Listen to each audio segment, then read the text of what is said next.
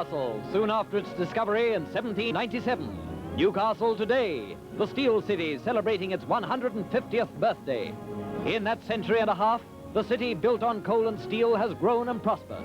Miles of wharves line the harbour shores, and historic Nobbies is no longer an island, as it was when Lieutenant John Shortland landed 150 years ago. Today, Newcastle sees another John Shortland come ashore, a descendant of the man who landed in 1797 and found the coal which has been the source of the city's wealth. In the dress of officers and men of the 18th century Navy, Mr. Shortland and his party reenact the historic landing. Shortland's prediction that the river he discovered and named after Governor Hunter would become a great acquisition to the settlement has long since been fulfilled. The landing party passes through crowded streets to the dais at the post office, where the Governor of New South Wales, General Northcote, receives them. I am very impressed with the progress this steel city has made, and my Governor Hunter would be well proud of you this day. Watched by a vast crowd swollen by 120,000 visitors, Shortland and his crew board their whaler to lead the procession through Newcastle streets.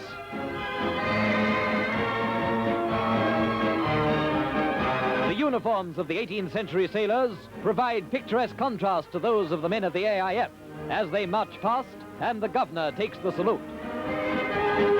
The Air Force is represented too, marching with parade ground precision. Then come the floats, more than 180 of them, in the greatest procession in Newcastle's history. It's a colourful spectacle, one that the city will never forget. Marching girls, girls on floats, all joining in the colourful birthday celebrations. The Miners' Federation float. When are they going to give us this here 80-hour week they're talking about? Every aspect of Newcastle's large and growing industrial strength is represented. Night, and still the celebrations go on in a riot of exploding fireworks, shooting rockets and blazing fire wheels. It's a spectacular ending to a colourful birthday as Newcastle celebrates a century and a half of progress.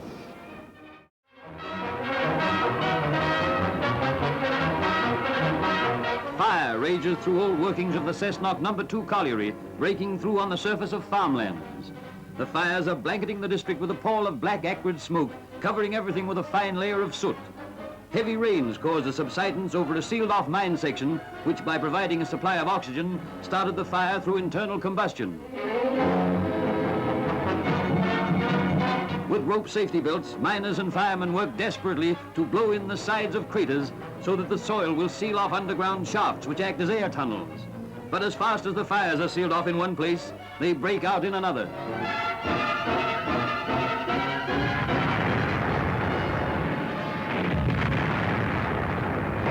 Craters and fissures already cover an area of more than 5 acres. Onlookers are kept at a safe distance, but the miners take refreshments right in danger areas. At one stage, aerial bombing was considered as a means of sealing off.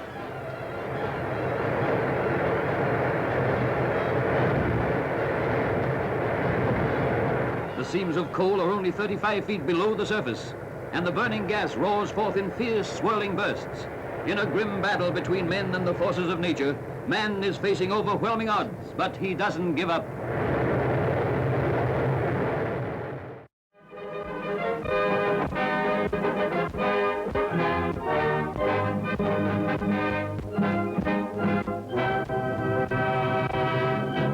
Amid pageantry and to the cheers and applause of tens of thousands of her loyal subjects, the Queen arrives in Newcastle. Here for the first time, Her Majesty and His Royal Highness are to see Australia's industrial might.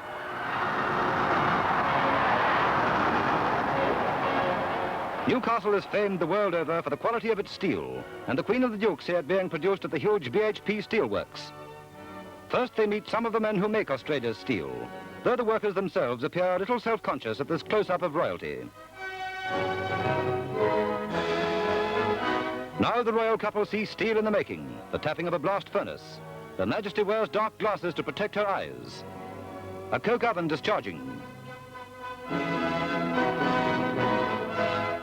The young queen at the start of her reign is obviously determined that she will see at first hand the industry that will maintain her people's standard of living.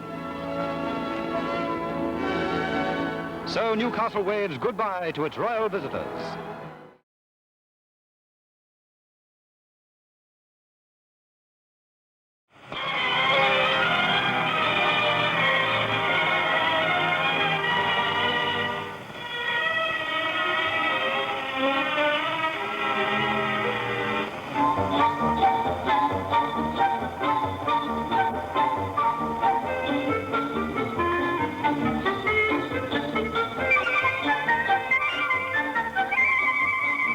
The good old days, or were they so good? For transport, the bumping, tiresome coach